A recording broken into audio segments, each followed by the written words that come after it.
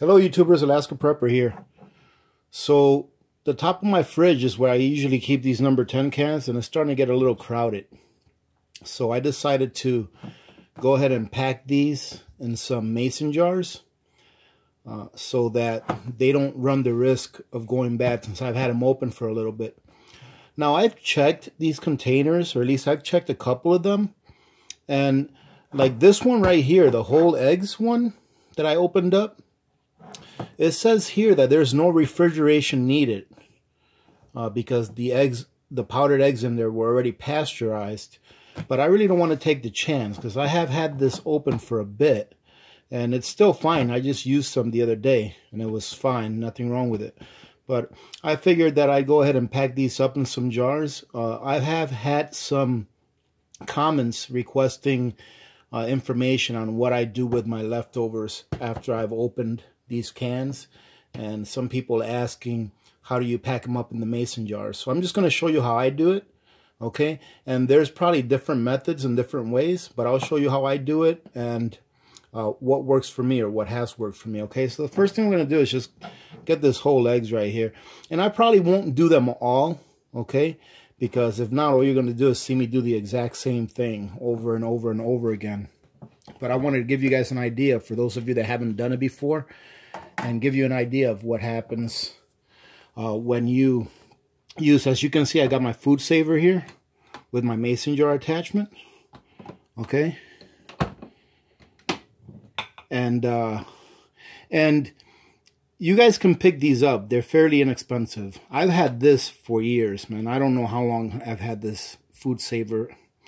I want to say probably going on 10 years I've had this food saver. And I just take care of it. You know, I still have the original box and the styrofoam it came in. So every time I use it, I just wipe it down and I put it back in the styrofoam and then in this box. And it's lasted me a long time, and I've had a lot of good use out of this. So I recommend that you guys get a food saver for doing this kind of storage. And even for like when you find things on sale, like about a month or two ago, my wife and I found some New York strip on sale, but it was the whole strip. So I had to bring it home and cut it up myself. And I went ahead and cut it up myself into the sizes that we wanted.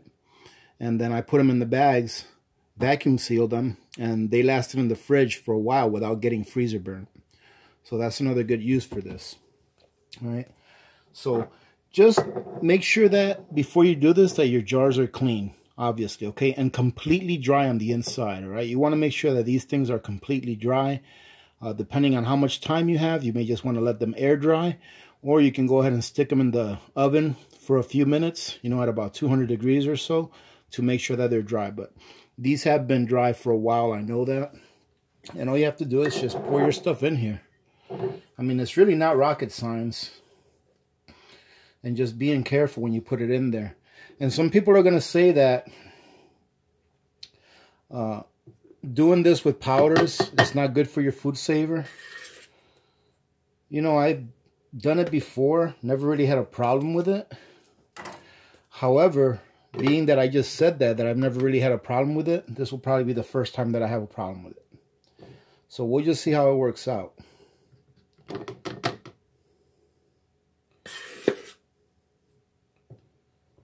And any of you guys that have tried these whole eggs, powdered whole eggs before, let us know how you like them. I think they do a pretty good job for what they're intended to do. Now, I've used these in the past for like just making scrambled eggs. And although Augason Farm makes a scrambled egg mix, these came out halfway decent. But these are really intended for baking. Okay, they're really intended for baking and not really cooking them scrambled. So that thing did one. I probably don't have enough jars to do everything I want to do.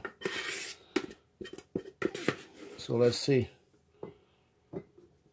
If this one doesn't get filled up, what I'll end up doing is I'll just keep that one on top of my fridge for use. I'll probably use it up this weekend.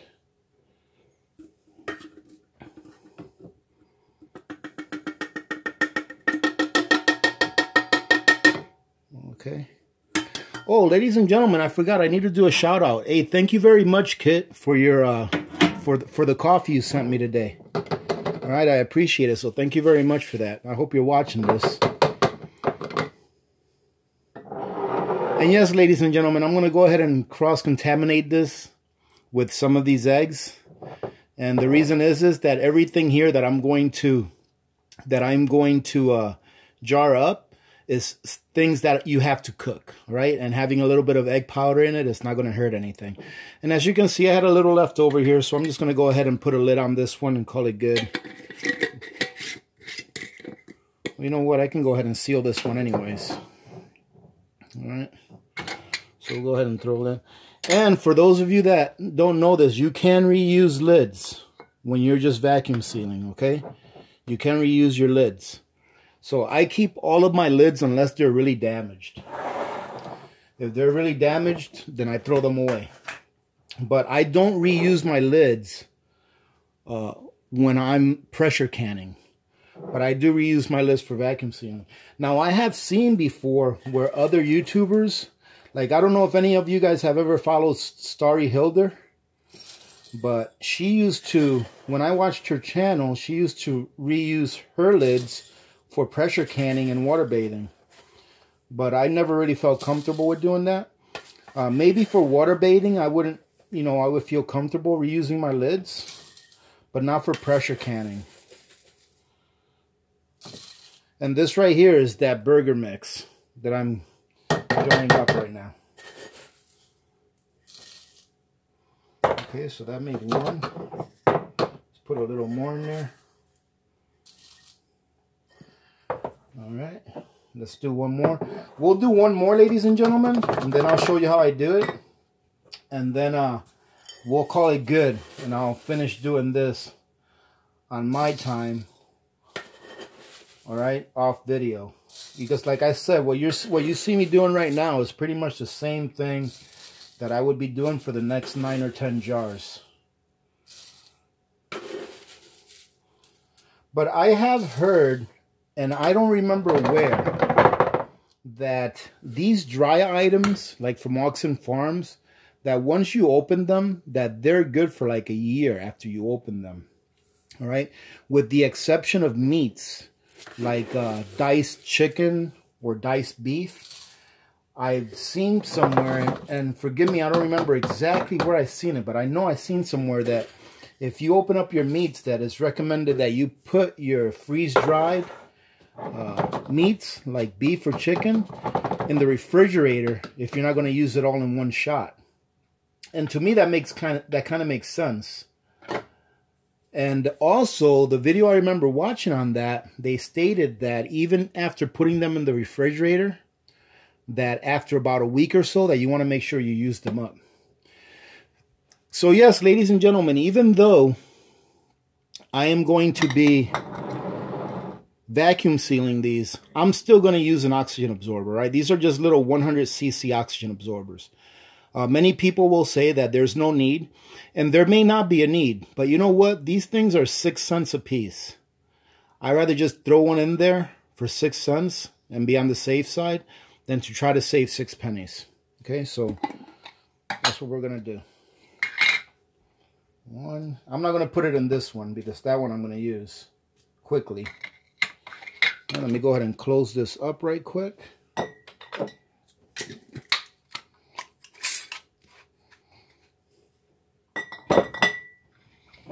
And once you've got these oxygen absorbers in here, you really want to make quick work of it, okay? Now, if you're using oxygen absorbers, you really don't need to vacuum seal these, okay? If you're using oxygen absorbers, the negative pressure that the oxygen absorbers create inside of the jar, you really should be enough for these to stay sealed and for your product not to go bad, okay? However, I'm doing a double whammy on this one, okay? So as you can see, I just placed the attachment right over my lid. Make sure that when you put it on, you go straight down, okay? And not try to go at an angle, okay? And all you're going to do, if you see over here, if you take a look at this button, Let me show you for those of you that maybe don't have one of these. Okay. Right here, there's a button that says vacuum seal and then canister, right? The canister is going to be for when you're doing jars, and you're going to make sure that you have it on dry, okay?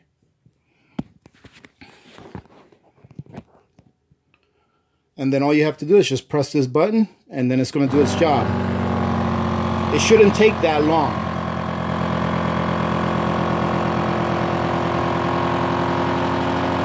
And you can hear it working harder, and it'll eventually stop.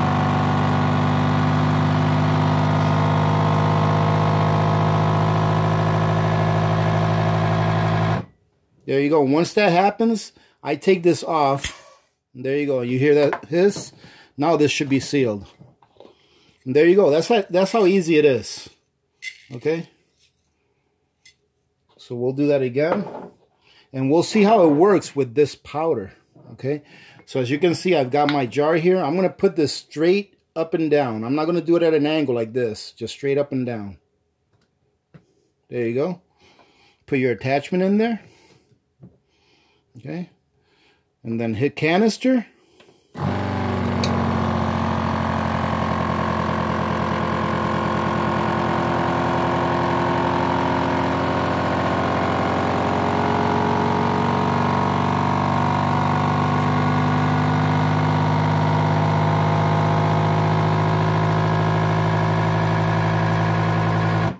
There we go. Just take this off. And then when you take this off, I like to take it off at an angle instead of going straight up and down. I've had it where I've tried to take it straight up and down before, and I've taken the lid off. There you go. And that worked really well, actually. All right, let's try this one right here that doesn't have an oxygen absorber in it. Straight up and down. Okay.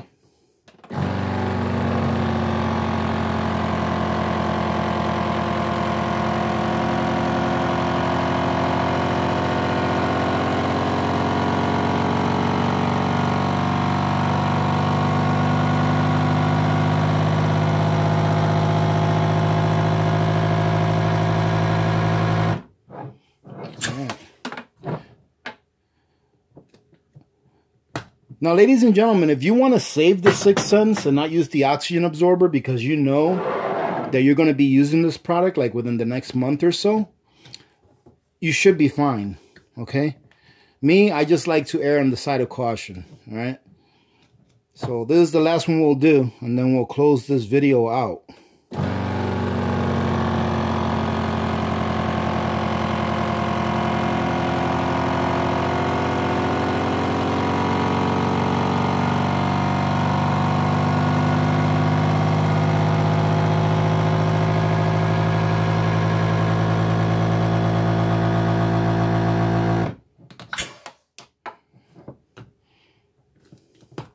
And you see, you can make pretty quick work of this. And you can see this right here. This used to be one of the lids that I had on one of my chickens.